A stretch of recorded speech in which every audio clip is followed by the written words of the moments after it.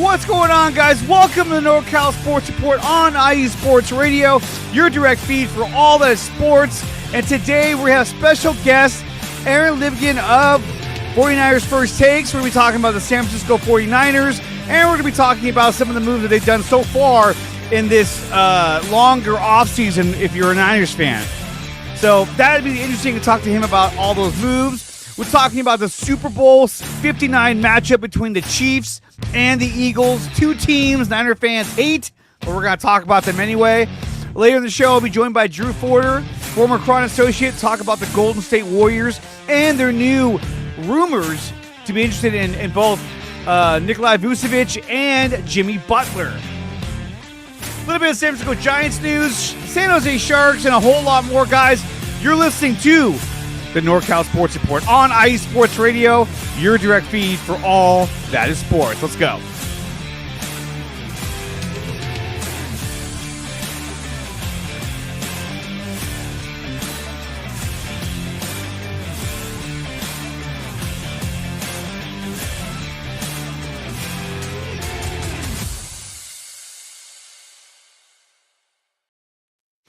What's up, guys? Welcome to the NorCal Sports Report on IE Sports Radio, your direct feed for all that is sports. If you're watching this on X, make sure you follow this account on X, maybe Dre Area Sports or IE Sports Radio.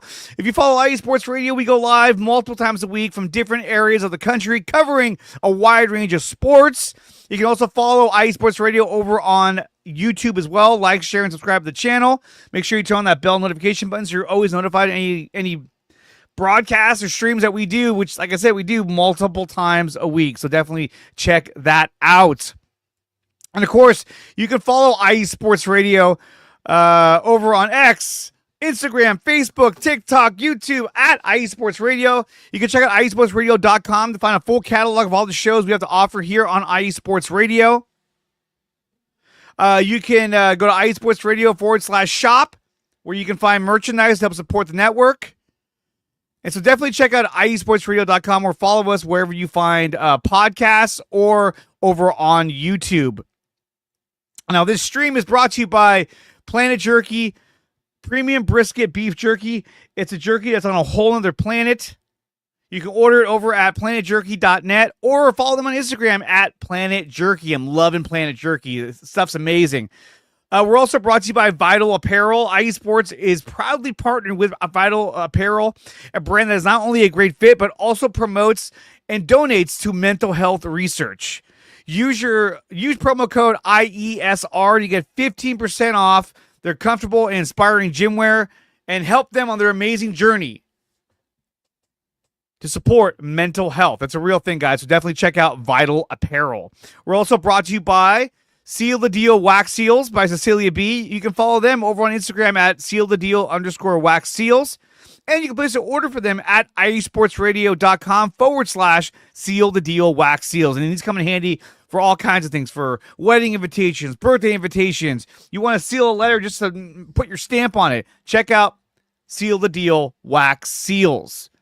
And we're also brought to you by Raw Nutrition. Go to Raw Nutrition or getrawnutrition.com is the website. Go to the website there. Use promo code IESR to get an additional 10% off of the Raw Nutrition supplements.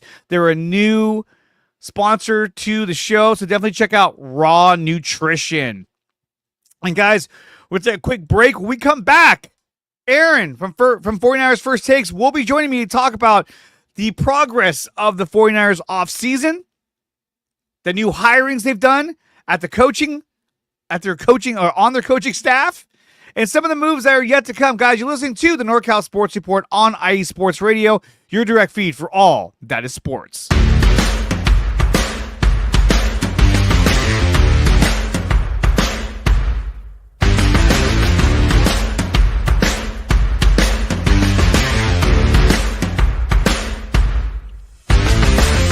IE Sports Radio fans, this show is brought to you by Planet Jerky Premium Brisket Beef Jerky. Planet Jerky is the official jerky of the 2022 California League champion Lake Elsinore Storm. single-A affiliate of the San Diego Padres. This all brisket jerky has gluten-free options, contains no MSG, no sodium nitrate, is low in sugar, and high in protein. Go to their website at planetjerky.net and follow them on Instagram at Planet Jerky. Planet Jerky, the jerky that's on a whole other planet.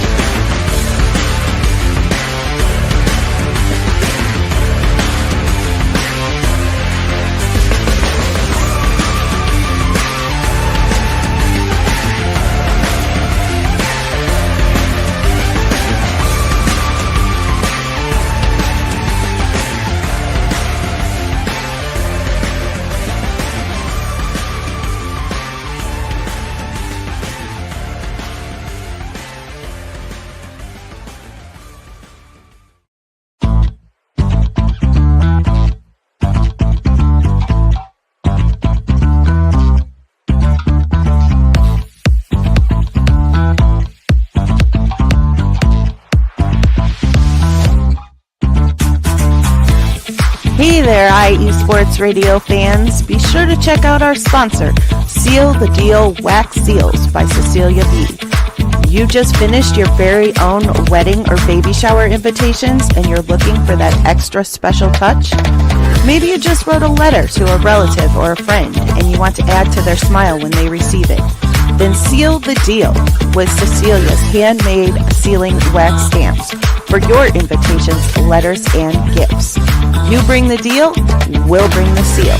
You can find them on Instagram at sealthedeal_wax stamps and on Facebook, Seal the Deal Wax Seals.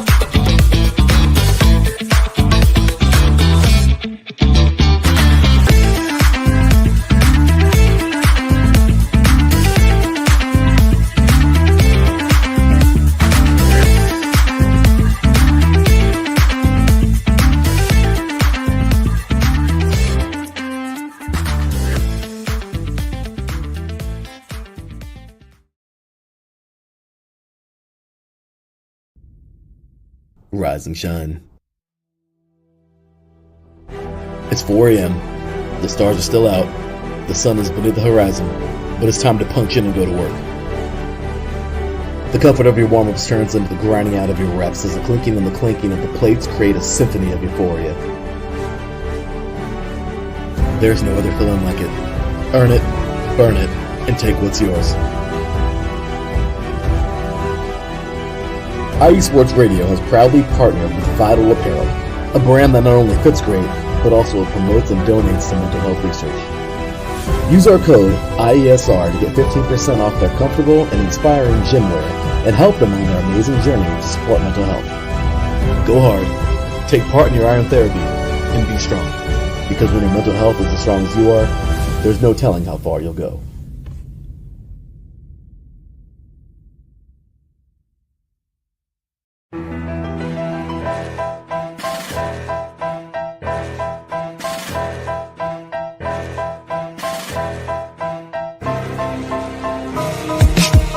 For the last 10 years, IE Sports Radio has been bringing you amazing content ranging from interviewing legendary athletes, coaches, and other authorized media personnel to building tailor-made shows dedicated to all major sports cities around the country. Make sure to follow us at IE Sports Radio on X, Instagram, Facebook, TikTok, and YouTube to keep up with the latest in sports and with all of our shows. Also, make sure to check out our daily updated website at iesportsradio.com. At iesportsradio.com, you can see our daily show schedule and check out all of our show pages with personal bios to learn a little bit more about each of our awesome hosts. In addition to our show pages, you can catch the IE Sports Radio blog, Hall of Fame, Fans of the Month page, and our merchandise shop including t-shirts, tank tops, caps, long sleeves, hoodies, and more. For now over a decade here at IE Sports Radio, we've continued to be by the fans, for the fans, and we thank you all for your support and for making IE Sports Radio your direct feed for all that is sports.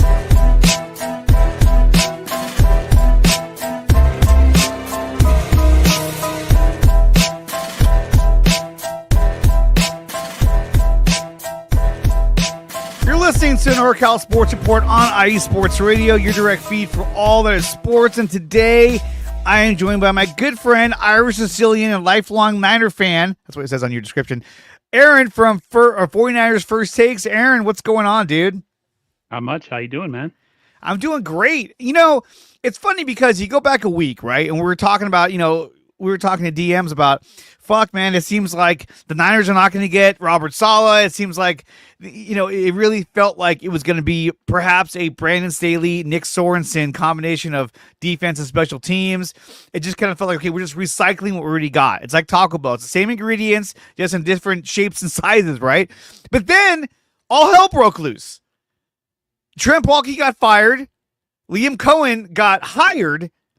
And then that led to the inevitable announcement that Robert Saleh is now the defensive coordinator in San Francisco. We'll start with that right there. Aaron, what was your take on Robert Saleh coming back to San Francisco? Man, there was so much misinformation going around.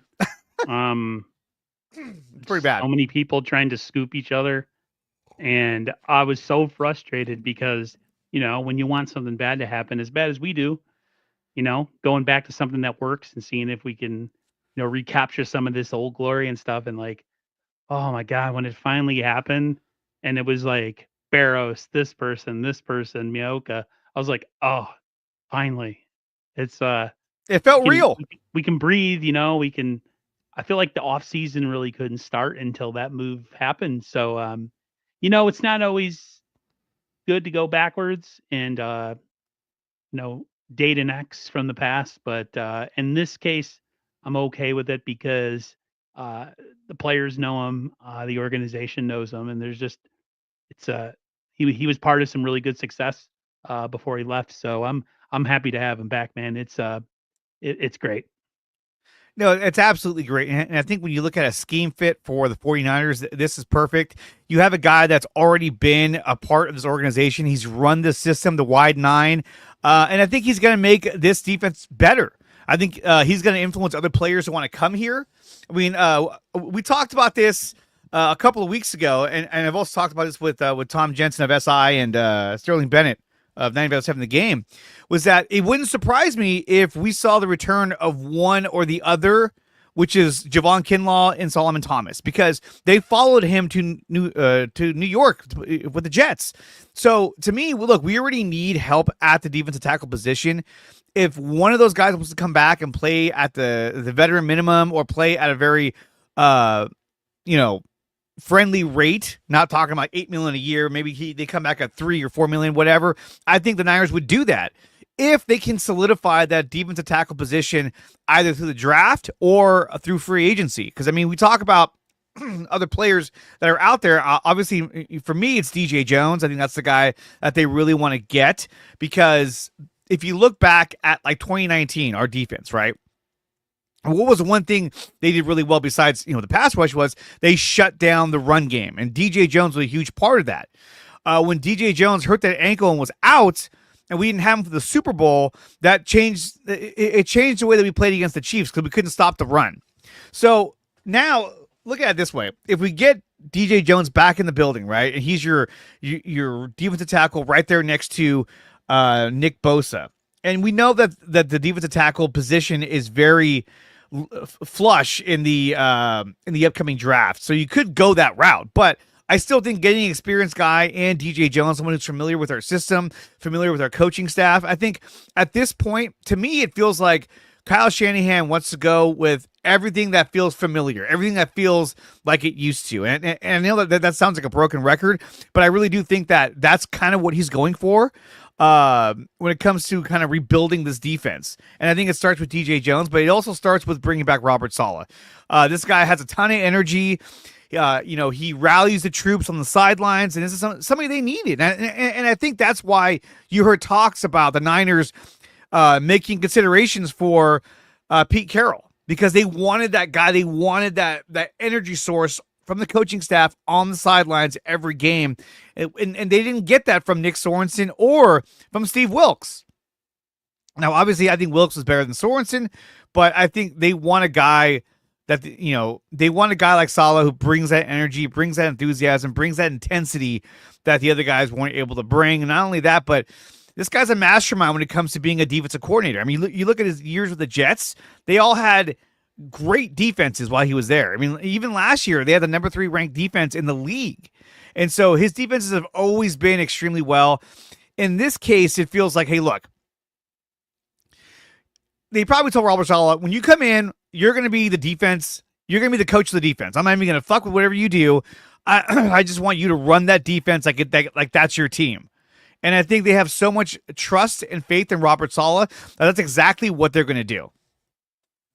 Kyle got himself his own Steve Spagnuolo so that he can concentrate on the offense. Yeah. I think one of the reasons Kansas City is so successful, regardless of what we think about rigging games and refs and all that, is they have a defensive coordinator who is head and shoulders above everybody else. And so, Andy Reid has no worries whatsoever about that on defense, and he could run the offense the way that he wants. And I think, like I said, I'm not always good with going backwards, but I think Robert Saleh fits exactly what we're trying to do. And the fact that Kyle doesn't have to look over his shoulder and feel like he has to babysit a defensive coordinator, like in the Super Bowl with Wilkes, where he had to call a timeout because he wasn't happy what Wilkes was calling on the field on that final drive. I think it was the final drive. Yeah, it was final drive. So there's that. As far as DJ Jones or Solomon Thomas or Kinlaw, if I had to pick one, it would probably be DJ Jones. I don't know how excited, and that's just me. I know you've been talking about it. I don't know how excited I'd be to bring back Kinlaw or Solomon Thomas, just based on, Kinlaw with his injuries, and like he didn't really do much for the 49ers. Same with Solomon Thomas. But you are right when it comes to bringing in bodies that are familiar with the Yeah. scheme. So, I'm so happy that he's back. Man, it was just like I said, there was so much misinformation. It was so frustrating because, you had one person saying it's nothing but a done deal, and then you have other people saying it's in line to happen, but there's some other interviews still out there. And it was like, man, there was a lot of panic online. I know you saw it, where people were like, dude, what if the Niners completely biff this and screw this up and they get nobody? It And was then a they had, like, possibility, dude. It was yeah, and they have to go to, putting Sorensen on special teams and, going with an also ran ex head coach as your defensive coordinator. Those were all definite real worries. But it all worked out. So who cares, right? it all worked out. And then the Niners made more news this past week when they announced the hiring. Let me pull this up real quick. Oh, I'm looking at the wrong screen. When they announced the hiring of Brant Boyer as their special teams coach. And again, they're bringing in another guy that used to work with Robert Saleh while he was in New York. And it's a change from what we had with not Nick Sorensen, but with Brian Schneider, who, and I posted this out earlier. This fucking guy should have got fired before midseason, before the bye week. He should have been gone. Yep. And I know that Kyle Shanahan's not the kind of guy that likes to make those kind of moves and have to reshuffle the deck and figure it out. But to me, something had to change during the season because there were fuck ups all over the team, but you had to hold somebody accountable early on. Unfortunately, he didn't want to do that. I think that was a bad idea in my opinion. But here we go. Now we have Brant Boyer, a former NFL player, and has been a special teams coach with the Jets for a little over 5 years. Aaron, what'd you think about this move? Considering where we were, Andre, we were pretty low. So, the only place we could go is up. He seemed to have, there's certain statistical categories that he did well with on special teams. So I think it's a huge upgrade, considering just how bad things were last year. I'm just glad that Kyle and John were introspective and really left no stone unturned when it came to the coaching staff on defense and special teams. So I am more than happy that we have a new special teams coordinator. Yes, It's, absolutely. I'm excited to see, if they bring any players back, from the past to put them back on special teams, a la Oren Burks or something like that. I don't know. We'll see. But special teams was such a problem last year not just with Jake Moody missing kicks, but kick coverage, just everything. It was an abject failure. So I'm glad it's the off season to me so far has started with 2 A+ moves, which needed to happen after a 6-11 season. Everything and anything should be on the table. So I'm glad John and Kyle really took it seriously to improve things. So, but we'll see. We don't know, and we won't know until next season. We have 8 months, 8 months to worry It's terrible. about this. As much I said something on X, I said as much as I'm happy about Boyer and Sala being hired, um, it's still going to be February, and we have a long wait. So, and based on how things are going and who's in the Super Bowl, as much as I'm excited about all this stuff, it could all still mean nothing. I'm not trying to be that guy, but I'm just saying, like, I'm just kind of Well, letting it absorb. anything can happen. Okay, Let's put it that way. Anything can happen. Taryn Rodriguez, host of the SoCal Sports Show. Boo. He says Steve Spagnuolo is a defensive mastermind. How he hasn't gotten a coaching job is beyond me. And my take on this is that I think that Spagnuolo has told his agent that he doesn't want to move.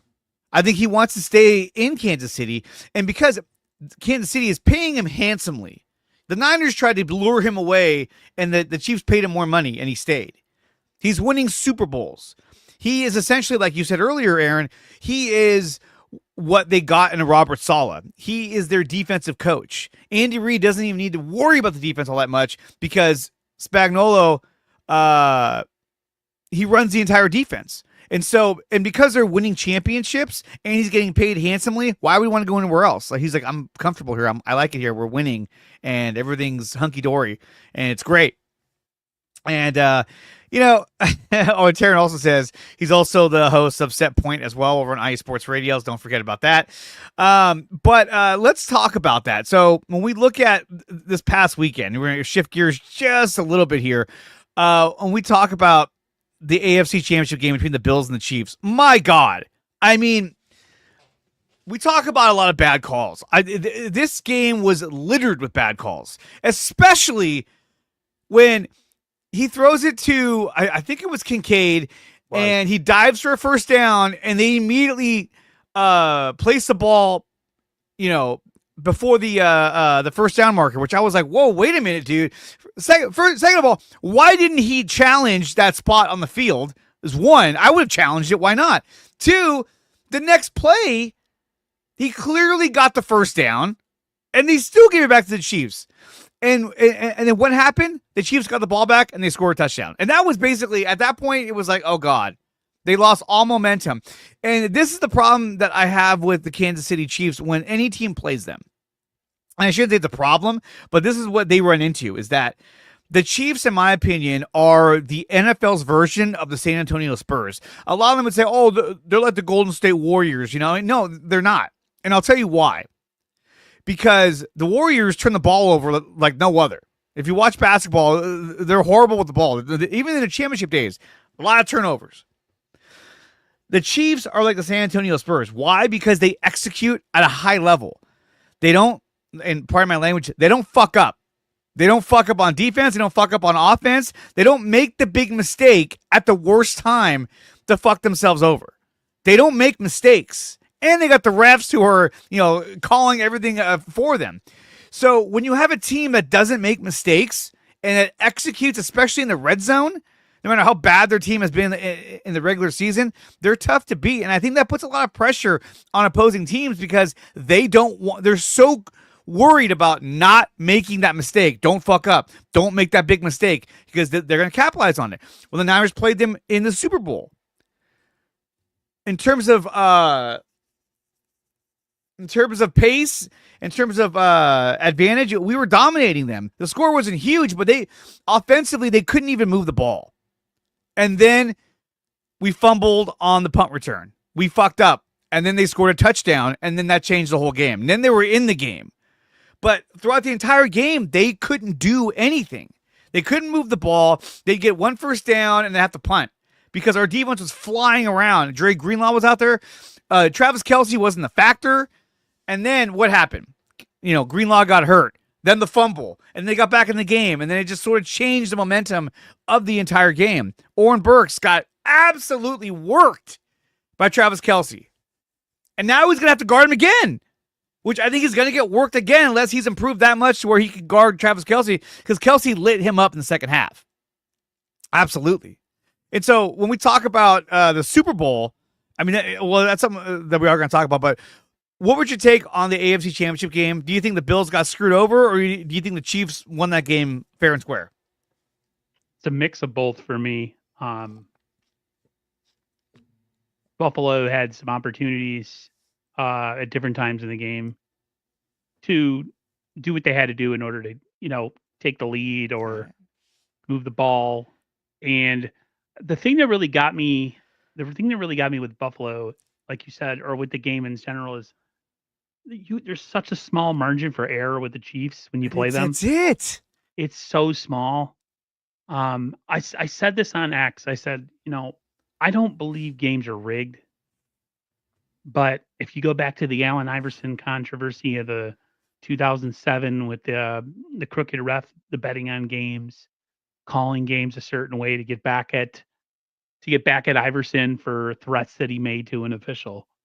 Yeah. For people to just go out of their way and say that there's no possibility that something like this could happen in the NFL, I think it's ludicrous.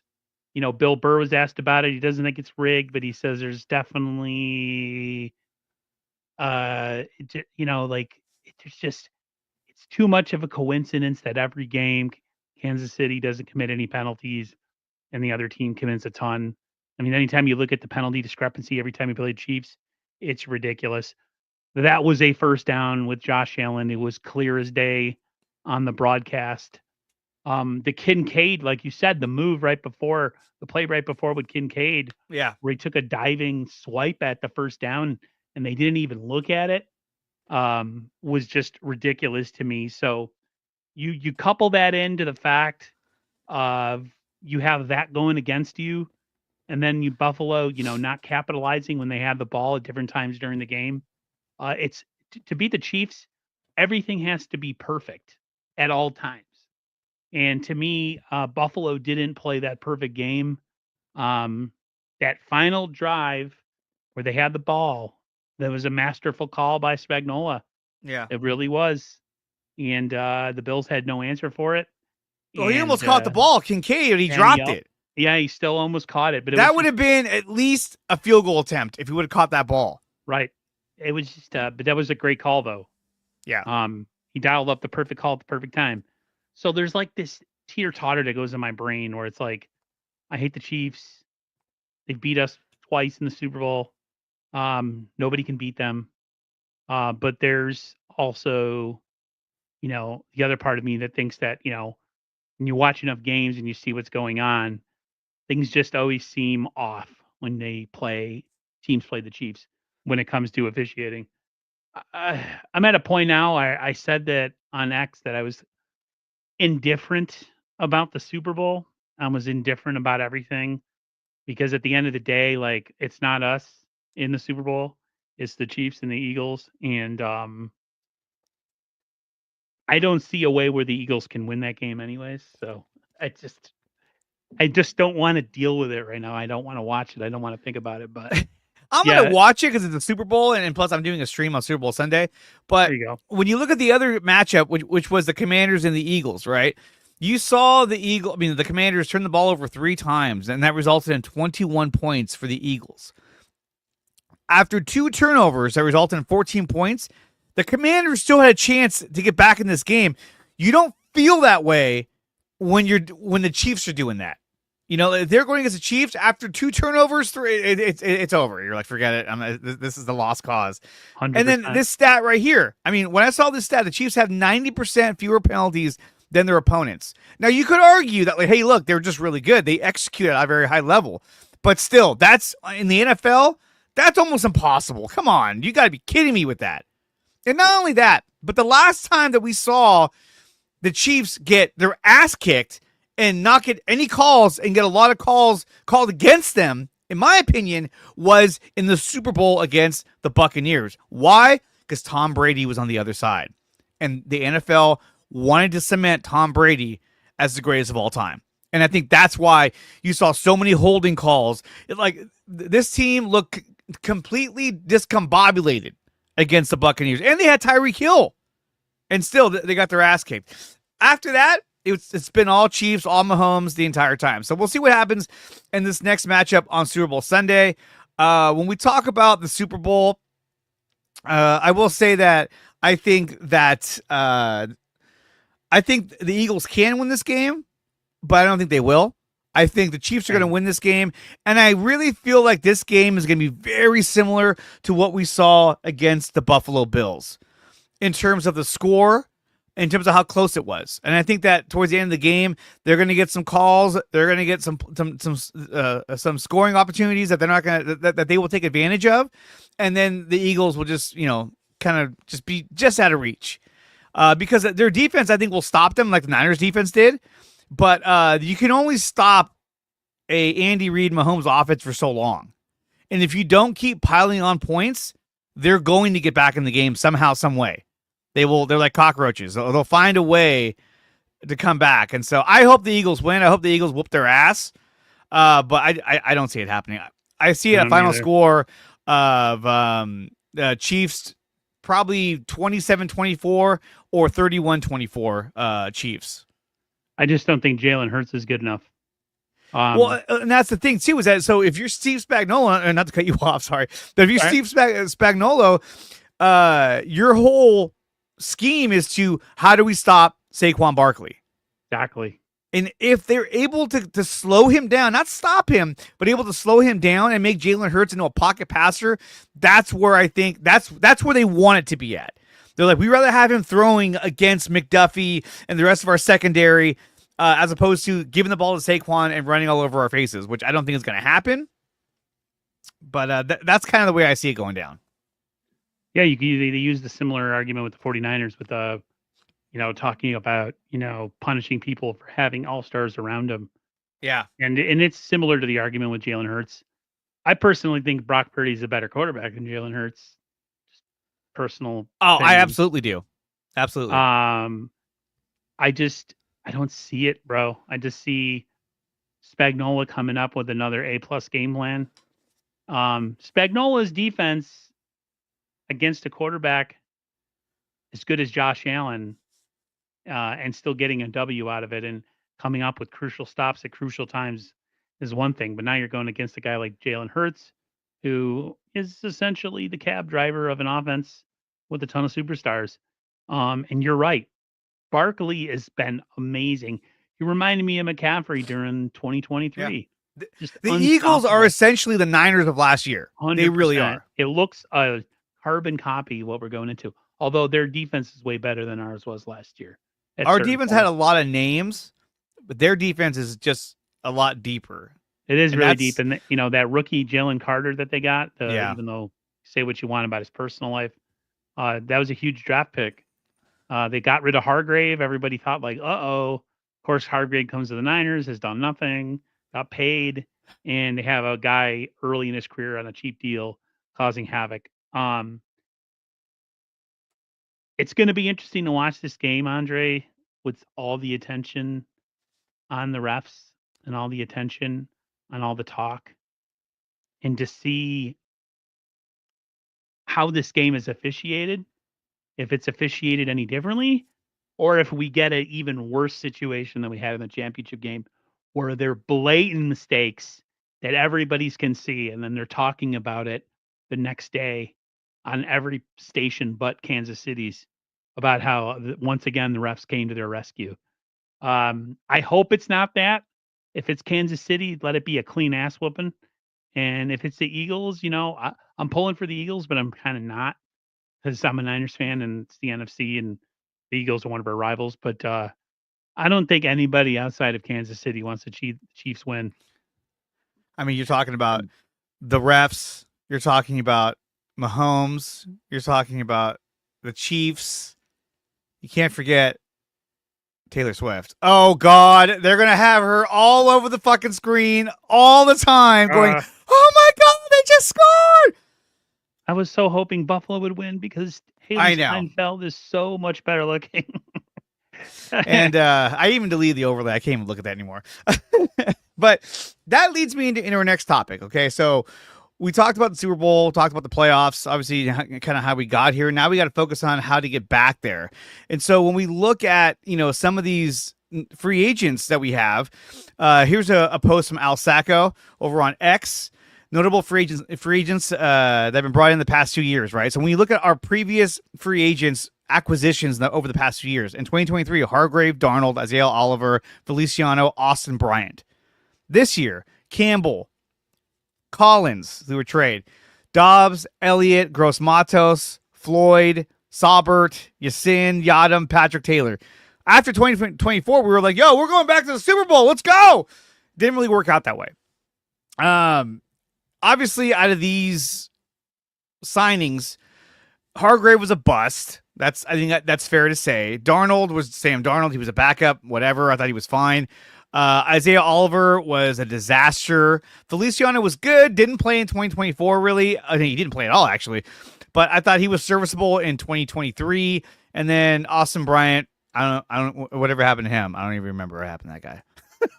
I don't even think of it. Antonio Bryan, remember that guy? And then you look at 2024, Collins, Dobbs, Elliott.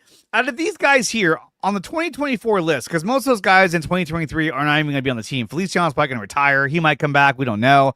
But when you look at the 2024 list, who do you think off that list is going to be a cap casualty?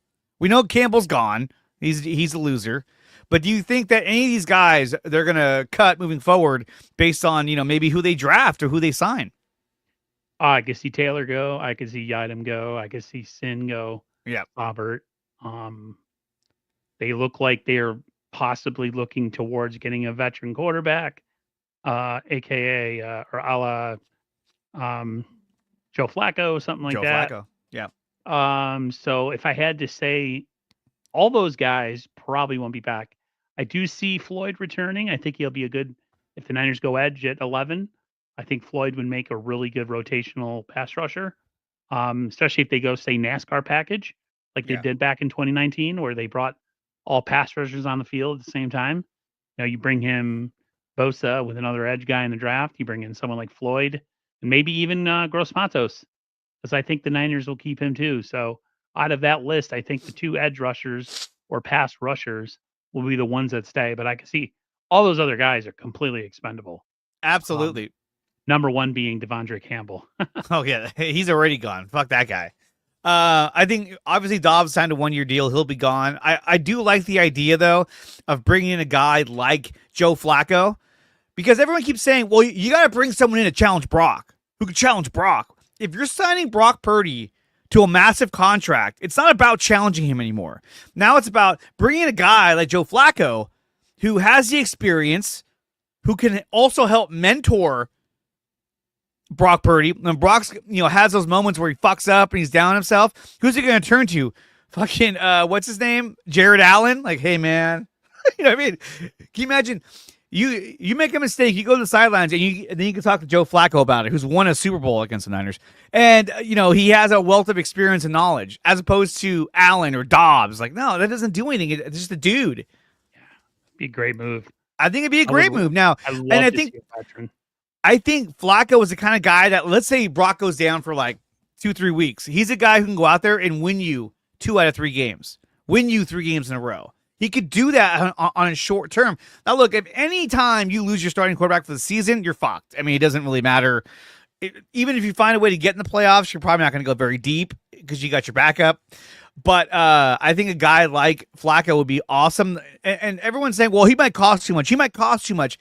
If there's ever a year that you blow the bank and you blow your fucking salary cap, it's this year, because it's going to be in San Francisco. You better go for broke. And so that's why I think that the rumors about DJ Reed coming over to the San Francisco 49ers, I think that's real. I think that's absolutely real. And I think that Salah's been in contact with him. And I think that getting him as your slot corner would be like, holy shit. Now you have 3 starting caliber corners that are going to shut you down. The only place that they have weaknesses, I think, is at safety, at free safety, because you got a lot of strong safeties. You got Hufanga. Well, you had Hufanga, probably not going to come back. We don't know yet. But you got Malik Mustafa. You have Jair Brown. Those are more strong safety type players. So the safety is where you're kind of weak. I would imagine they're probably going to go with Jair Brown and probably draft one as well. I think, if the market doesn't pan out for Hufanga or Greenlaw, I think, they're open to bringing back Hufanga at a discounted rate. And when it comes to, obviously Drake Greenlaw, I think you got to resign him. I'm imagining they probably want to do like a 1-year deal, but he's the guy you can't really let go because of the pure potential and pure talent that he brings. So obviously you're wondering if he can do that coming off the injury, but I think he's a guy that you can't really let go. You can't. And you got Robert Saleh there as your defensive coordinator, which is a huge move. I mean, this is absolutely huge to have Robert Saleh back as your defensive coordinator. The only thing that would have been like close to this would have been getting a Steve Spagnuolo or getting back to Miko Ryans and just be like, holy shit. So this is great. This is absolutely great. And I do think that he's going to be able to bring over players from the Jets to come join him over in San Francisco because I was going to say that. They're going to see with coaches too. I think his coaching staff. Yeah. That he's not walking into a coaching staff that's already assembled. So I think the Niners assistants will be different. Real interesting. I want to bring this up to you. I don't know if you've seen it, but there's been a lot of reports about, the Niners need to groom somebody post Saleh, and KJ Wright keeps coming up. Everybody keeps talking about the former Seattle Seahawks linebacker, KJ Wright. He's part of the Niners coaching staff. He is. He's at the Senior Bowl. Yeah. Yeah. He's at the Senior Bowl right now. I think that's something that I would love to see. I know he's an ex-Seahawk, and a lot of people have a lot of problems with it. The Niners need to figure out a way to have a coach that they can go to once Saleh moves on once again, if he does, after say 2 years or something. Yeah, I think that's still something that if you're Kyle Shanahan, you're saying we'll cross that bridge when we get there. I think all they're focused on is and I'm not trying to disregard what you're saying at all. I agree. Like you have to have somebody to take his place, but I think they're looking at it like, hey, what do we do to win next year? And I think that's what they're looking at. And then also, of course, if things could get any worse, breaking news: the Dallas Cowboys have hired Nick Sorensen as their special teams coordinator. Like, what? And not only that, but then they hired Brian Schottenheimer as their head coach. It's a fucking dumpster fire over in Dallas. I don't know what they're doing. Nobody wants to play there, and it's like you went from the prospect of hiring fucking Deion Sanders to now you're going with Schottenheimer. Like, oh my god! And Schottenheimer's like, he's like, we can win Super Bowls with Dak Prescott. I mean, look, nothing against Dak Prescott. I think he's a competitor, but it's just a joke. It really is. The one thing I worry about with KJ Wright though is now that you have Pete Carroll over in Las Vegas, I could see him plucking KJ Wright next year to come over there and be like his linebackers coach or his one of those coaching positions that he'll give him more relevance in. And I see that happening, but you never know.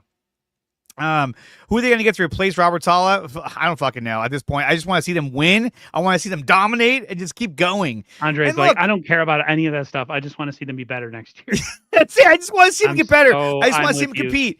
I mean, how many weeks did we sit here and be like, oh god, like when you had to talk about the game, you're just like, so the Niners couldn't pull this off against the Rams. Like, oh, it's just like, it's so depressing. And now I was so checked out, even doing content with some friends. I was doing content with some other people for a while, and then those streams kind of stopped. So I kind of got a new group of people that I was doing streams with, and by the time those finals weeks, we just figured out a way to get through an hour. Most of our streams in the last month, bro, we were already talking off season. We weren't even talking about the games.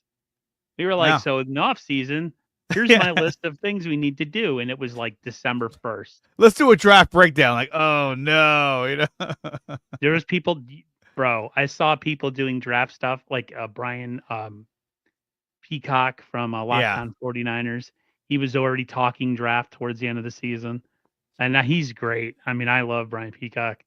But there was a lot of people, even like a John Chapman, who's really, really good and a positive guy.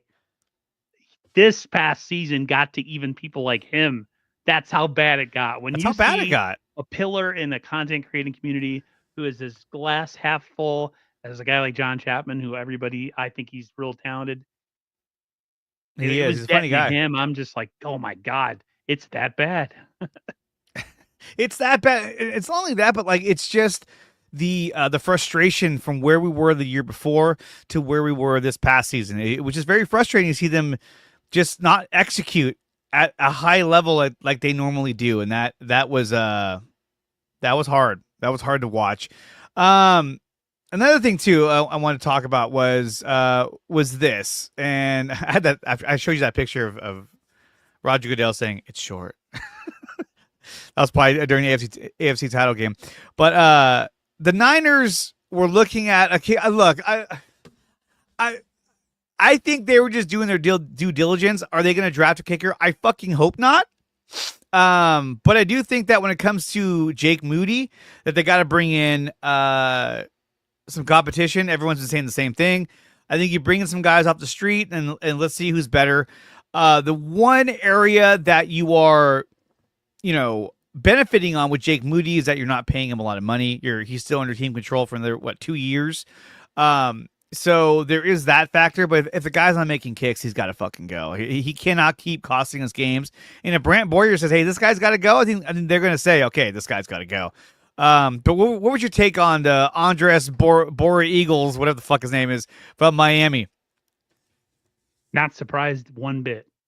As much as I'm shaking my head in disbelief, bro, I'm telling you right now, I could totally see them dipping their toes in the draft again for another kicker. You know why? Because John and Kyle don't care what 49er fans think. No, I mean, obviously, yeah, they don't. They're like, they care when it comes to like supporting the team and showing up to games. But you say no way, or a lot of people say no way. Mm-hmm. I would love to see this guy's draft grade and his prediction of where he might go. Could I see them drafting him? 100%. Yeah, 100%.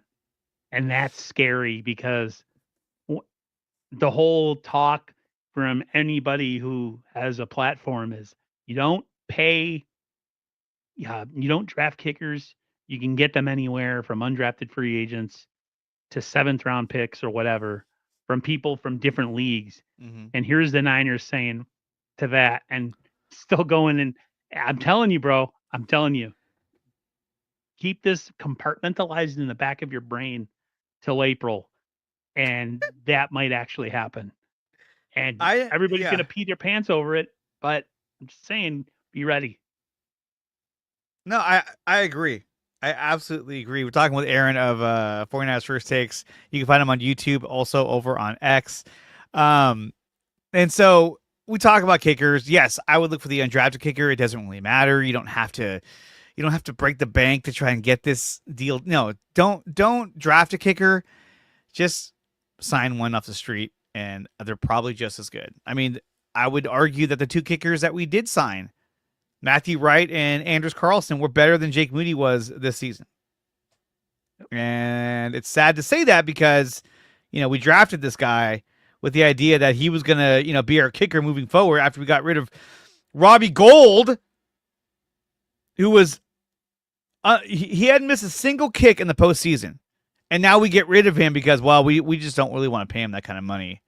When it was like, bro, you can't just get rid of a guy who's hasn't missed in the postseason, who's been money for you every year, and you get rid of him? Like, what?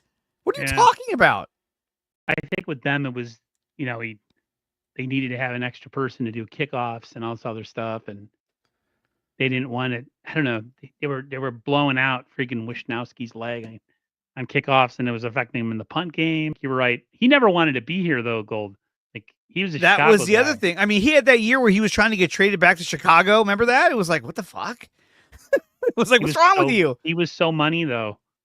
That game against the Packers in Green Bay, where we beat them with the blocked punt, and we got the kick at the end. Yep. He was just like, F the Packers.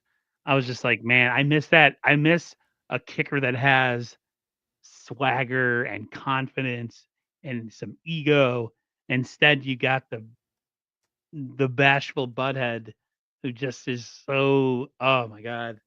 I can't even look at his face after he misses kicks. I got so angry this year.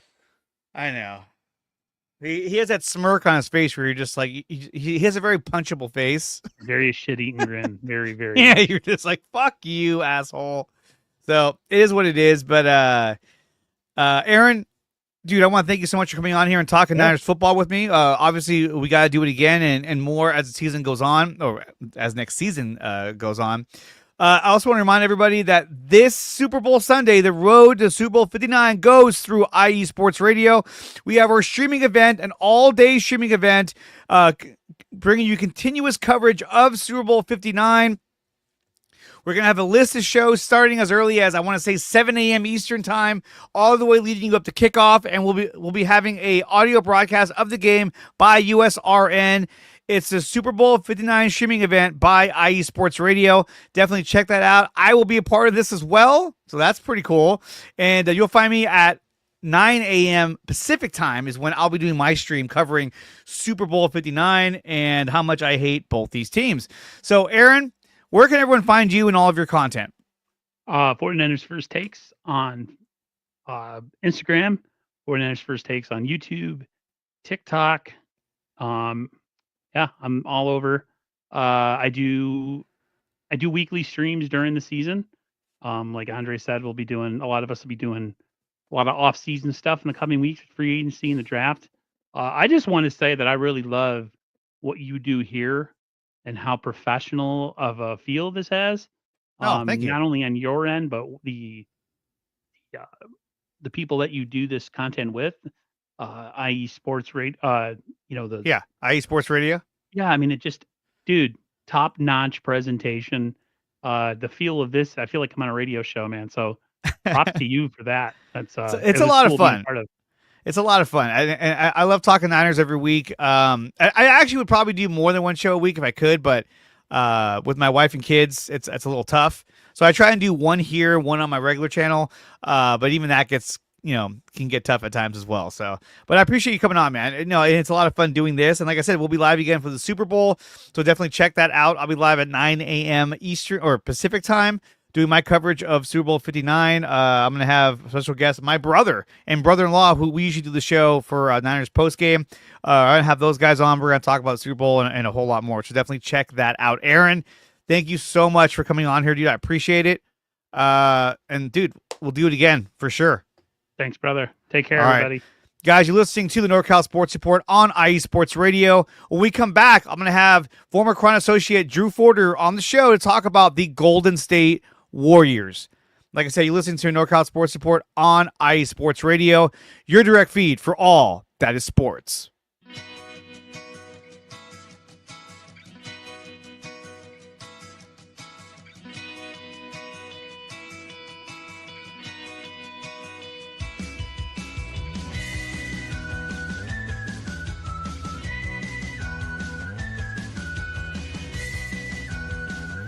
Hey, Cleveland and Columbus sports fans. This is Jen D, host of the Show of the Land on IE Sports Radio, your direct feed for all that is sports.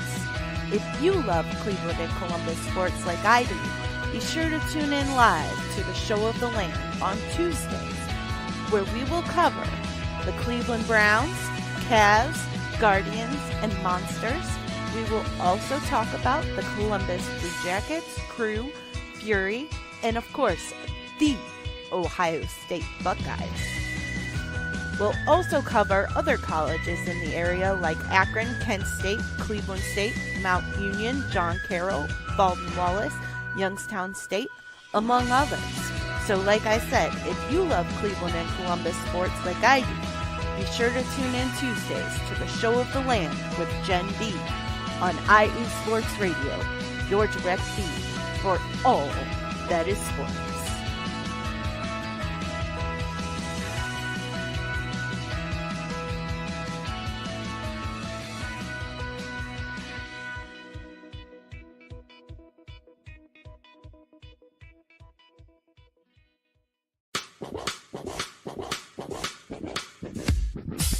Hello, sports fans. It's me, your boy Larry B, and I want to walk you through the world of sports. No, not just the mainstream major TV deal type sports, although those are important too. But let me be your guide through your journey of all sports, from college to the pros, the minors, and everything in between. Each week, we are talking sports galore with true diehards just like you from a hardcore fan's perspective that's sure to quench your thirst around leagues you may know all too well and some you may even discover here. That's right, sports fans. If you love sports of all kinds, enjoy hearing amazing sports stories, and respect all sports because you know how difficult any of them can be to play or compete in, then this is your show. Join me, your boy Larry B, on the defining moment each week here on IE Sports Radio, your direct feed for all that is sports, and let the sports come to you.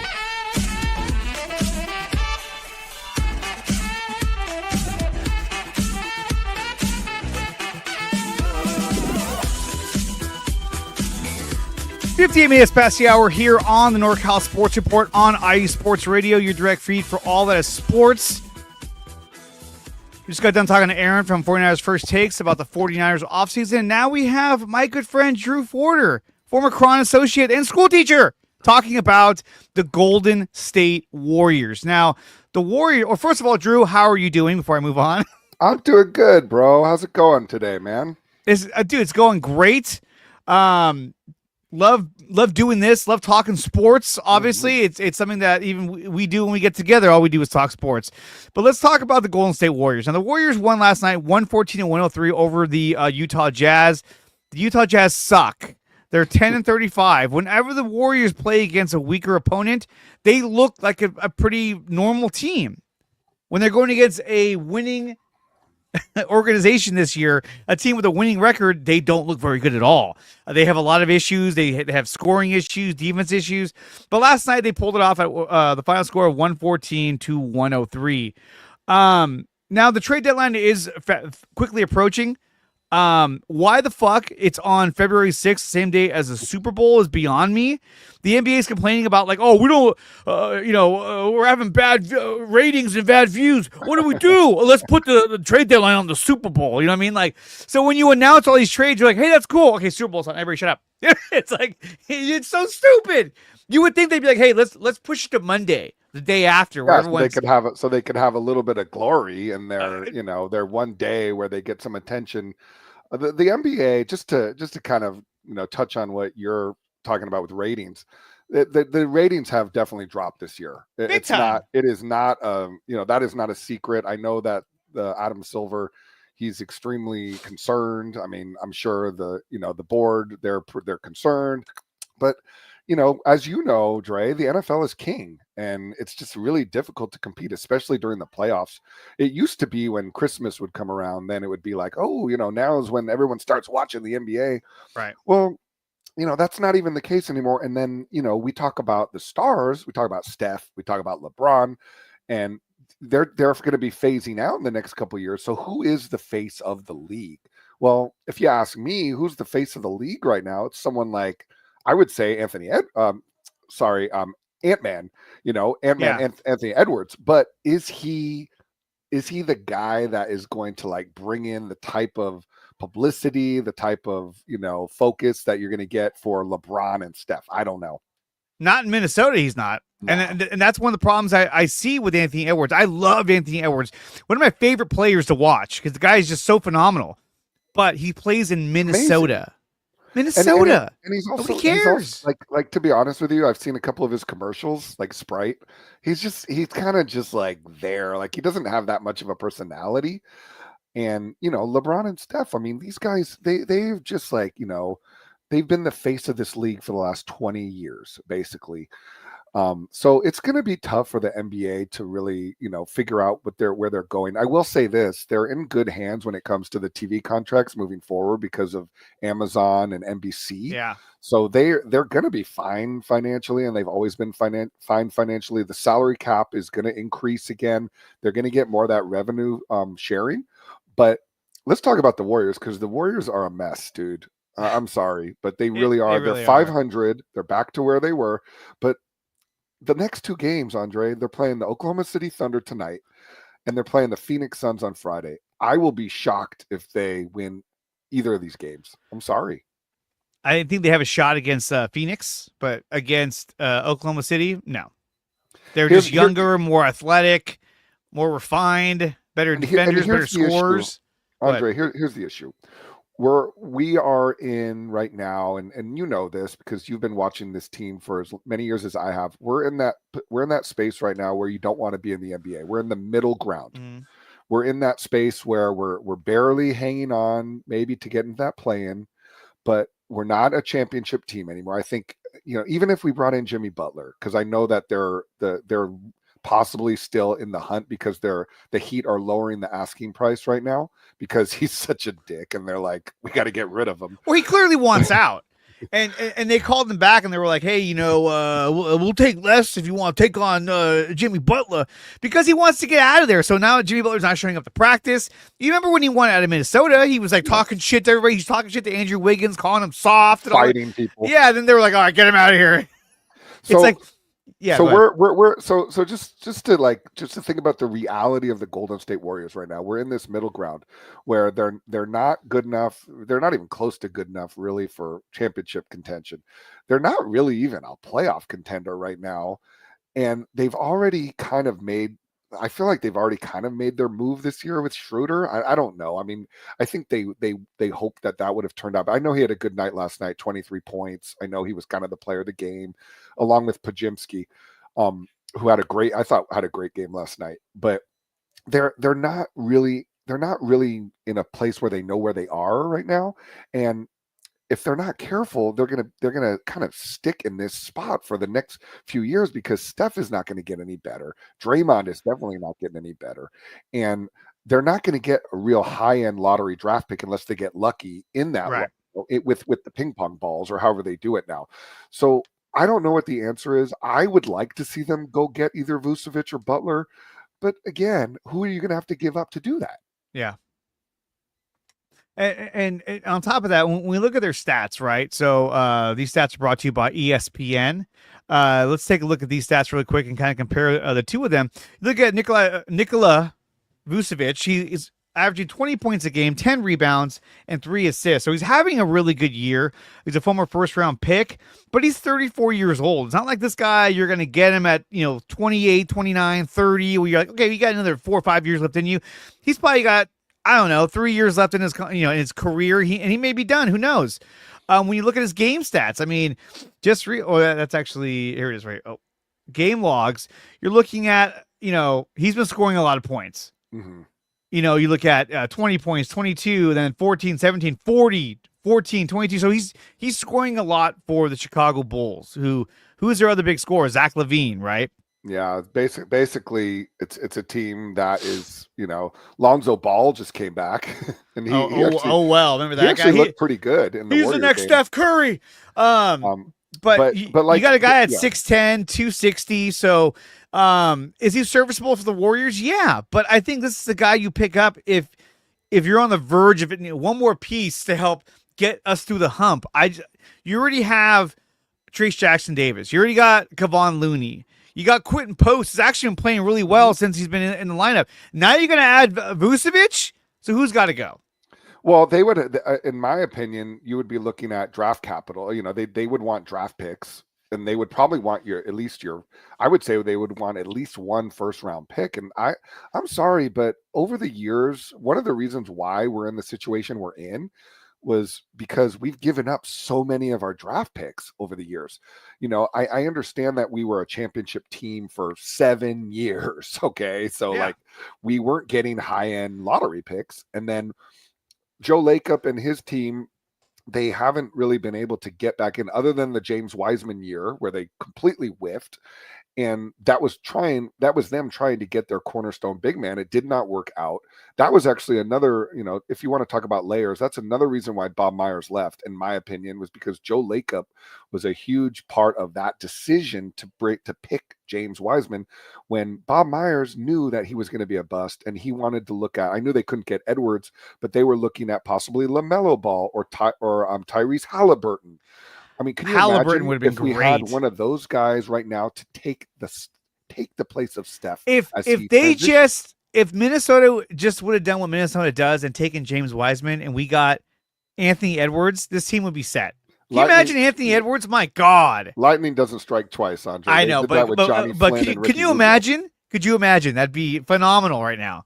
But think about it. If we had, let's just say we had Tyrese Halliburton right now on this roster, and who knows, because Sacramento actually picked him, and then they ended up trading him to Indiana for Domantas Sabonis.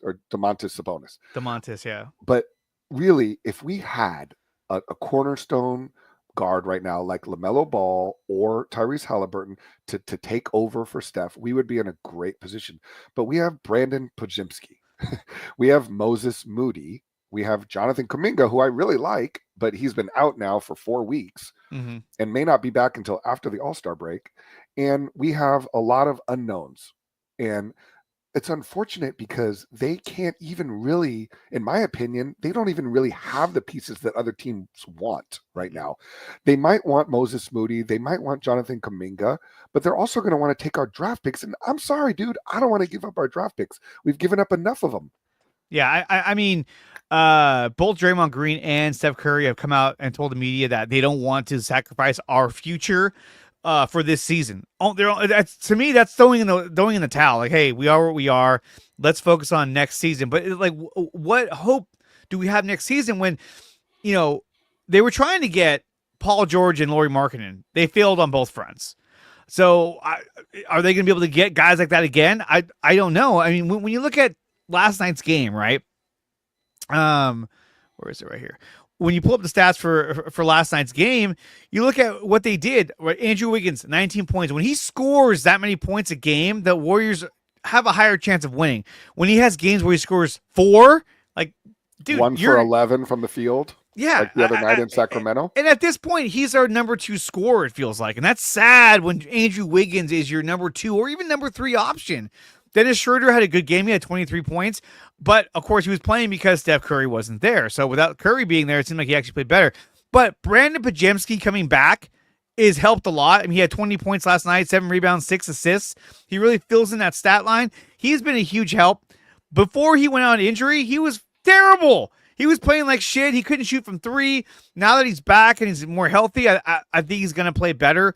Buddy Hield, I don't know what to tell you anymore. He's a one-hit wonder.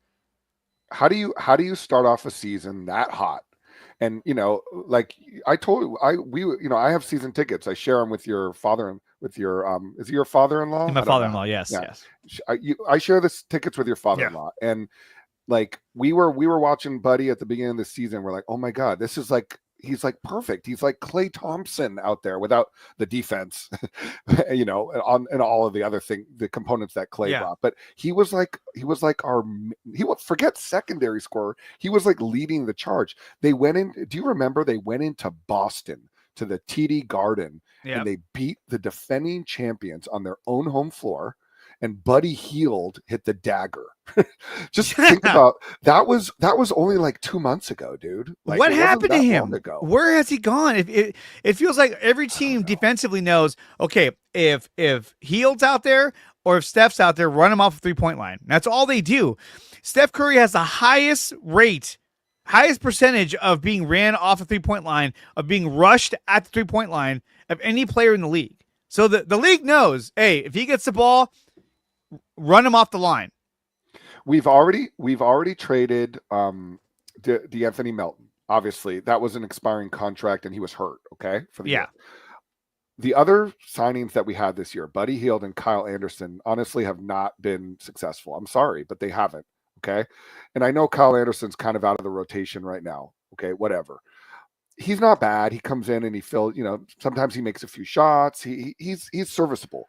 Yeah. But if you were asking me today, who would I be willing to trade to be able to bring in a guy like Vucevic? I would trade Andrew Wiggins, I would trade Buddy Hield, and I would trade Kyle Anderson. And those are guys that I would trade, and the reason why I would trade them is because they have enough money within their contracts to be able to match a deal. Same thing with Jimmy Butler. If I'm the Warriors and Jimmy and the Heat are willing to work with us, and they're going to say, okay, we want Andrew Wiggins. For I don't know why they would want Andrew Wiggins, but let's just say we want Andrew Wiggins. We don't watch any Warrior games. We just go off names. But Andrew Wiggins makes $28 million a year, so that would help. Okay, Buddy Hield, what is he making? 11 to 14 million, something a year? like that. Yeah. Okay, and then maybe Kyle Anderson, who's making another 10, and then sweeten it up. And for Butler, I'd be willing to give up a first round pick. Okay, but the key to that deal for me, we're not giving up Podziemski. We're not giving up Moody, and we're not giving up Kuminga. And I don't want to give up either of those three players because I like those guys. I think they have a future here. And why would we, like Draymond and Steph said, why would we give those guys up? If you do that, you bring in Jimmy and maybe, I don't know, somebody else to help with the salaries, somebody else that you can add. I'm not sure who Miami has, Haywood, Highsmith, or something like that. Yeah. And you bring someone in, or Josh Richardson, you bring them in, and now you have a starting lineup of Steph Curry. You've got Brandon Podziemski either backing up or part of that starting five. You've got Draymond Green, you've got Jonathan Kuminga, and you've got Jimmy Butler. And maybe you go small that way, or you start Trace Jackson Davis and you bring Kuminga off the bench. But Jimmy Butler, to me, would be a good fit here. It's just I'm not giving up Jonathan Kuminga. No, absolutely not. And when you look at Andrew Wiggins, he's got 1 year left on his contract. He'll be an unrestricted free agent in 2027. So whoever gets him next year, he makes $30 million. But whoever gets him for one more year. So it's not like you're just getting an expiring contract. When you get Jimmy Butler, he's an expiring contract. He'll be a free agent next year. So he's not a guy that you have. He has an opt-in for next year. But still, I mean, so he could opt in to like $50 million. Let me see. Does he have an opt-in? I'm looking at pretty Sport sure Track right now. I don't see it on here. A player option in 25-26. Basically, for the listeners, if some of the listeners. Oh yeah, next year he has 1 more year left, and it's a player option. So if he wants to stay in Golden State, he can. I don't think he will. I think he'll take off unless he just loves playing with Steph Curry, which everyone seems to like. Or, dude, unless he plays like crap, comes here, and then he's like, no one wants to pay me, so I got this player option, and I'm just going to stick around. And that happens. But when you look at Jimmy Butler's numbers this season, and let's take a look at that real quick. Yeah. I'm interested in Jimmy Butler. I'm not going to be shy about that. But yeah, Jimmy Butler's averaging 17 points a game, 5 rebounds, 4 assists. He's shooting 54% from the field. He gives you a bigger presence, a small forward. He's 6'7", 230.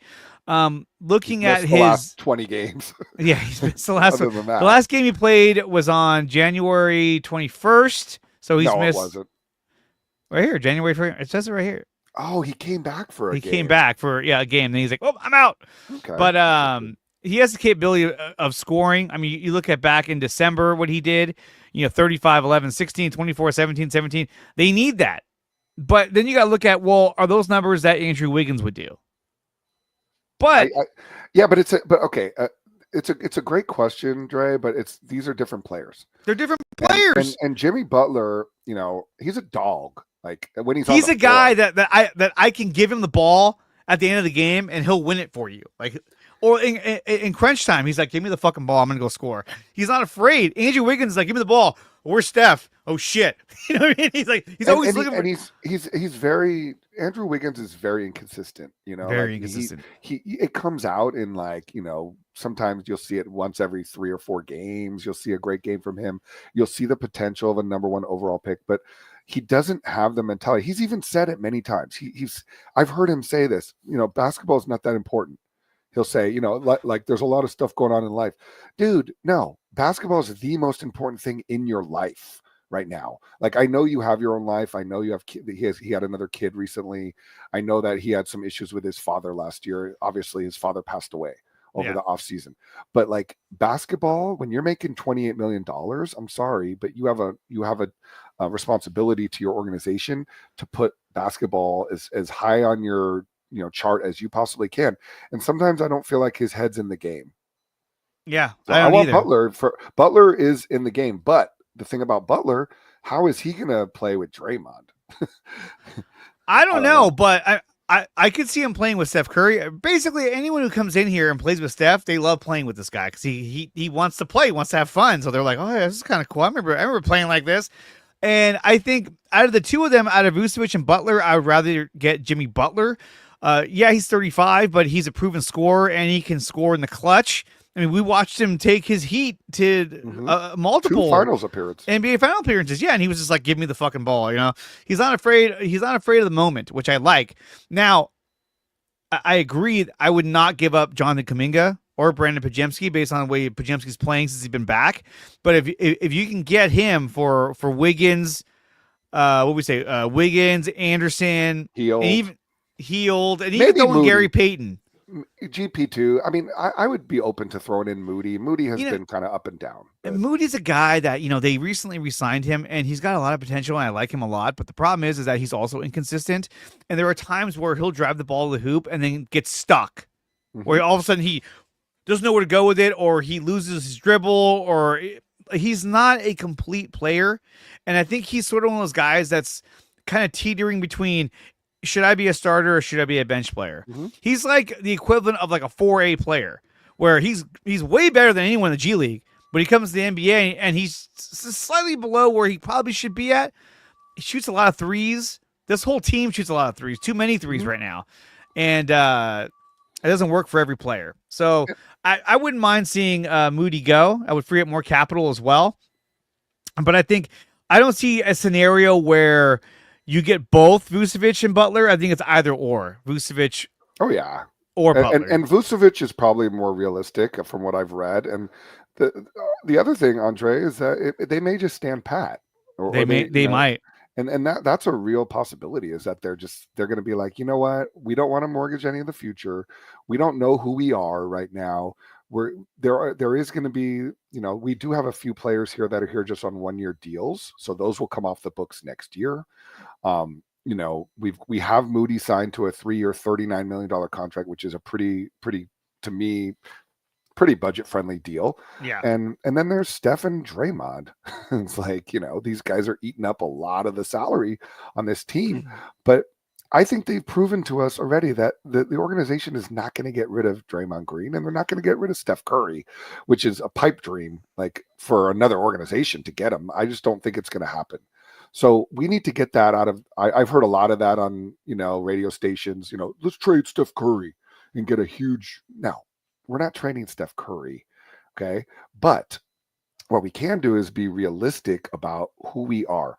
I would like them to do something that at least gives us a chance to be better next year, because I'm concerned about next year. I'm concerned about if we do go out and get Jimmy Butler or Vucevic, that we may not be as good next year, and we're not going to let our players develop. Let me see his what is Vucevic's Contract? What is his contract? Let's take a look He makes at that. about $20 million a year. Yeah, but is he going to be a free agent? That's the other thing too. I was trying to look him up, but I spelling don't his think last so. name fucking He has a sucks. couple years. I think he has a couple years left. He has a couple. So he has next year where he's making $21 million, and then he's an unrestricted free agent. So both players you're getting for an additional year, possibly when it comes to Jimmy Butler. At least Butler's a bigger name. But I think that if you get Jimmy Butler, then that's it. That tells me that you're trying to do something this year. While if you get Vucevic, I think that gives you a chance to do something this year, but also you're setting yourself up for next year. And guys like Looney are probably going to go. Absolutely. I can't see them holding on to Trace Jackson Davis, Vucevic, and Looney the whole year. I don't. I think for the listeners out there, the viewers, I think Vucevic is much more realistic in this particular situation, but I would say it's 50-50 on if they're even going to make a move, to be honest. I think they don't know. Again, Mike Dunleavy and the organization, they have to figure out the best way for them to move forward and be successful. I know Joe Lacob he likes a splashy move. I know that he wants to win. We all want to win. Everybody wants to win. But I think we're almost at the All-Star break, Dre, and this team, they are not a contender. No. I am going to say that point blank. They are not a contending team this year. It's like the 49ers. Halfway through the year, I was like, this team is not good this year. Now, the 49ers are different. I think they're going to come back next year and be a lot better. You know, we all believe that with the schedule that they're going to have. They're on the Philadelphia Eagles trajectory where they had a bad season. They're going to come back next season and be really, really good. They're going to be really, really good, and they have a chance next year, depending on what they do with Purdy, depending on what they do with some of their free agency. They have a chance to be really good. But the NBA is completely different. It's a completely different ball game, and you know, let's just think about. I know that you're up against it, but let's think about the Western Conference right now. Okay, who are we playing tonight? OKC. They are incredible. Like Shai Gilgeous-Alexander, he might be the best player in the Western Conference. Like he's like averaging like 40 points a game, dude, or something. Like he's nuts. He's really good. Okay. Let's think about who else is in the Western Conference right now. The Denver Nuggets, who we cannot beat. Like we are just not able to beat them because they have Jokic and we don't match up. And Vucevic is not going to stop him. No, let's just like even just take a step back and like let's just think about the teams that are in our division. I know nobody cares about divisions in the NBA, but we have the LA Clippers. The LA Clippers have absolutely handled us 3 times this year. Yep. And we just do not match up well against their size. Like James Harden just cooks against us. Defensively, they clamp us down. We do not match up well against the Lakers. The Lakers have proven that. Like they give the ball. They can't stop Anthony Davis. Yeah. And they've got enough around him to be able to just kind of like absolutely just put us in our place. And then even the Kings, who they're thinking about for some reason trading De'Aaron Fox, which I don't know why. They have aspirations too to be really good. Like they've showed that they have the ability, they have the talent on their team to, you know, absolutely slaughter us like they did in San Francisco when they beat us by 40 points. So that's just in our division, dude. This team right now, they are not a contending team. So the brain trust, they have to figure out what is the best course of action moving forward. Matt Steinmetz on 95.7, he talks a lot about this. He talks about how they have to think about the next 2 years. Are they going to either, you know, mortgage the future and try to win another championship, or are they going to let Steph go out with dignity? They're going to keep him, obviously, but try to keep us competitive as possible, but develop the young players that we have. We have some good young players on this team. We have Trace Jackson Davis. We have Podziemski. We have Kuminga. We have Moody. We have Quentin Post. That is a decent group of a decent young core that we can build around and actually see what it looks like. It'd be weird to see Andrew Wiggins and Jimmy Butler in the same team if that were to work out that way. That'd be a little weird, but you never know. You never know what's going to happen. The trade deadline is next week. It's on Super Bowl Sunday. Horrible date for the NBA. They've fucked up again. But we'll see what the Warriors pull off because they need to make. I've been saying this for weeks. They need to make a move fast because this season is slipping away every single game. And I don't see them getting a win tonight against OKC at 7 p.m. Pacific time. They'll be live against the OKC Thunder, who are probably going to just stomp all over them. But we'll see.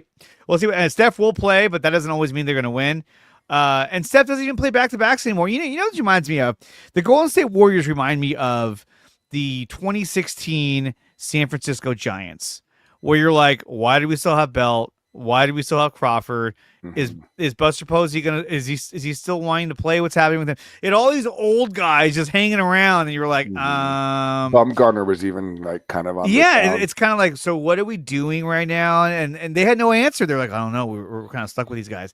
And then every trade deadline would come around, and they would stand pat because Brian Sabian would say, to be honest, we were kind of dead in the water. You know, it's kind of like, I can see that when you're on the field. So the moves that they're going to make, if they get Jimmy Butler, are they going to win a championship? No. Will they be more competitive? I think so. Can they build around him and Steph? He's 35. Can you build around those two guys going into next season? I think you can. He's your small forward. Does Kuminga move to power forward? Does he move to shoot? Or do you just go? Do you roll with Steph Curry, Jonathan Kuminga, what's his face? Jimmy Butler, Draymond Green, and then Trace Jackson Davis. I think that's probably your best bet. It's a bigger lineup, and they can score more, so that's going to do a lot for you. So we'll see what they do. But if they trade Kuminga, then this team is lost. I think it would be a huge mistake for them. I do think that there's a light at the end of the tunnel for them if they do this right. And they really have to be, if they do make a trade, it's fine, but make sure that you keep your options open for the future. I think that they have a chance to make the playoffs this year. I'm not saying that they're completely done, but they are not a championship contender, and they need to get that out of their heads, because even if they were, in a miraculous turn of events, be able to get through the West, which I just don't think it's going to happen. You've got Boston and Cleveland on the other side, and those two teams are just absolutely like world beaters right now. Yeah. And we saw Boston the other night. They handed us our worst home loss since like 1972 or something. Yeah, that's pretty bad. Yeah. So I don't see it, but I want them to be judicious in how they move forward, and then be transparent with the fan base. What is it that we're doing? Because I'm a season ticket holder. I don't know what the hell they're doing. No. Moving forward. I mean, Kuminga is going to be a restricted free agent going into this offseason. So whatever he gets offered, you can match it. And that's probably what they're going to end up doing. Like, hey, absolutely. And I think he wants to test that market to see how much money he can get. But the guy, man, I'm telling you, if they were able to get a De'Aaron Fox, I think that would be phenomenal. But I mean, they want to trade him, but they're going to want draft capital back. They're probably going to want a Kuminga back for De'Aaron Fox, who'll be a free agent at the end of the year. Imagine if they signed him and you had Fox and Curry. That's a small backcourt, but still. I'd be open to it, but I would guarantee that the Kings would ask for Kuminga. Oh, absolutely. But if they were able to get him, let's say in free agency, then I think you could possibly recreate what you had in Jordan Poole and Steph Curry the year we won the title. Guys, we're going to take a break. Drew, thank you for coming on here and talking about the Golden State Warriors. It's a lot of fun as always. And of course, we'll do it again. Guys, let's talk after the trade deadline, dude. After the trade deadline, we'll do it again. There you go. After the Super Bowl. When we come back, we're going to talk about San Jose Sharks scores, some of the scores around the Bay, and my final prediction for Super Bowl 59. You're listening to NorCal Sports Report on IE Sports Radio, your direct feed for all that is sports.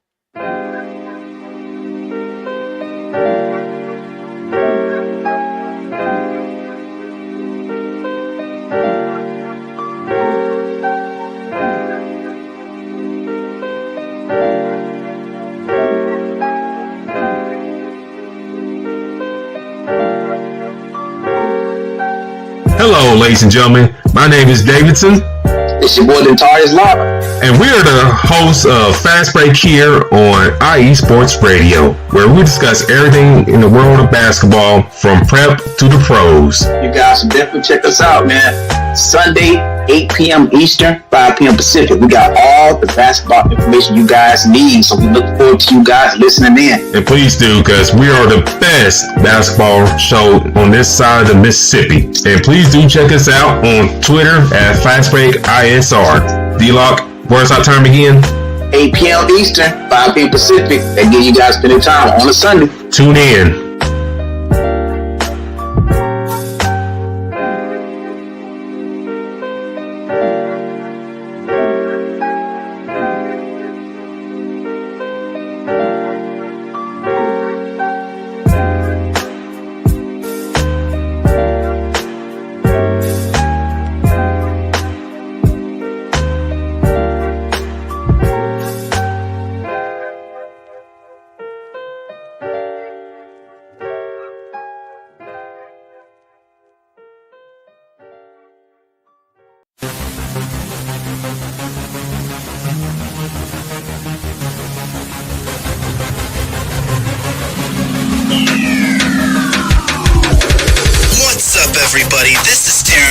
Are you a fan of volleyball? Are you a fan of Thunderous Spikes? Then I have the show for you. Set Point, where I cover NCAA men's and women's volleyball, high school boys and girls volleyball, beach volleyball, and even professional volleyball. Catch the action every week here on IE Sports Radio, your direct feed for all that is sports.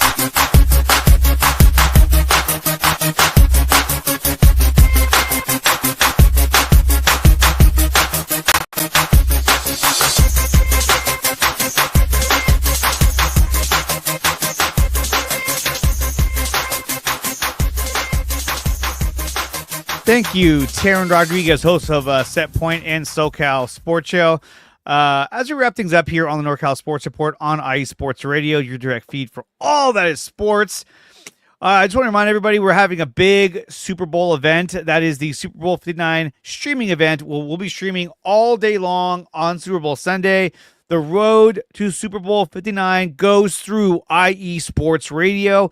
We will have streams starting, I believe, as early as 7 a.m. Eastern Time, and we'll be running them all the way to kickoff, leading to the USRN broadcast, audio broadcast of Super Bowl 59 right here on IE Sports Radio. So definitely check that out. Yours truly will be live at 9 a.m. Pacific Time, 12 o'clock Eastern Time, and I'll bring you my coverage of Super Bowl 59. I'll have some guests on there. We're going to talk about the game. It's going to be an hour-long broadcast. Going to be a lot of fun. So, dude, if you're going to be on social media, going to be on your computers, at home, just tune into IE Sports Radio, and you will get nonstop coverage from around the country covering Super Bowl 59 and giving you a little insight into the teams from those regions and what's coming for their respective team. Like, I'm going to talk a little bit about the 49ers and what they got going on next season, but obviously we'll be covering Super Bowl 59. So definitely check that out over on IE Sports Radio over on YouTube, but also we'll be streaming all these broadcasts on X. So you'll be able to listen to nonstop coverage of Super Bowl 59 on X if you follow IE Sports Radio on X. So talking about Super Bowl 59, I talked about the Super Bowl earlier today with Aaron from 49ers First Takes, but I want to talk about it again real quick. So what is my final prediction for the Super Bowl as we kind of wrap things up here on episode 16 of the NorCal Sports Report? I say it again.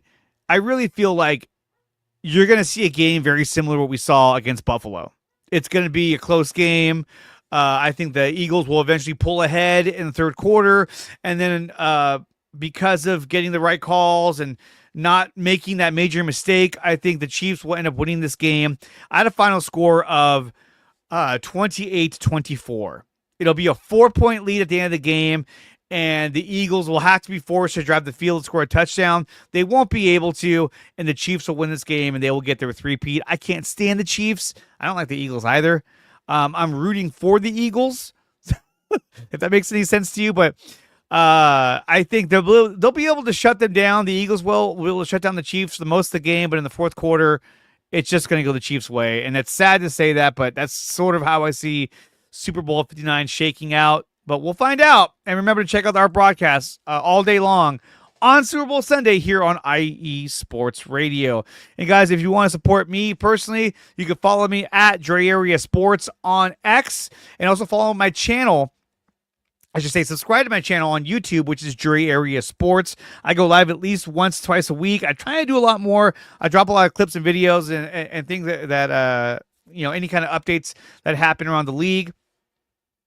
If you want to support me directly, you can go to my homepage, which is nicotina.net, and they have memberships available for Dre Area Sports.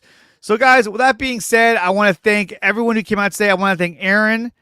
I want to thank Drew for coming out and talking some Golden State Warriors basketball. Also, real quick, before we wrap things up, Sharks, they won last night 2-1 over the Penguins. They improved to 15, 32, and 6. And the game before that against the Panthers, they did lose 7-2. So it's good to see the Sharks get that win, going to 2-1, winning 2-1 and moving to 15 and 32 and 6 on the season. And they play tomorrow against the Kraken on the road, and that'll be on ESPN at 7:30 p.m. Pacific time. The Sharks versus the Kraken. So definitely check that out. And Warriors will be live tonight at 7 p.m. Pacific time against the OKC Thunder. I think they're going to get rocked, but anything's possible. The Warriors are in a lot of talks with the Warriors about getting Jimmy Butler or Nikola Vucevic. So definitely check that out to see if the Warriors do make a move. I think they will make a move on one of those two players. And the trade deadline is on February 6th, which is a Super Bowl Sunday, which is a terrible date for them to do that. So I don't know why on earth they would do that, but they did anyway. So that's the NBA for you. They just keep on keeping on making stupid mistakes and lowering their ratings. I'm not sure why. I don't. Guys, that's going to do it for the NorCal Sports Report. I want to thank Larry B for putting this on.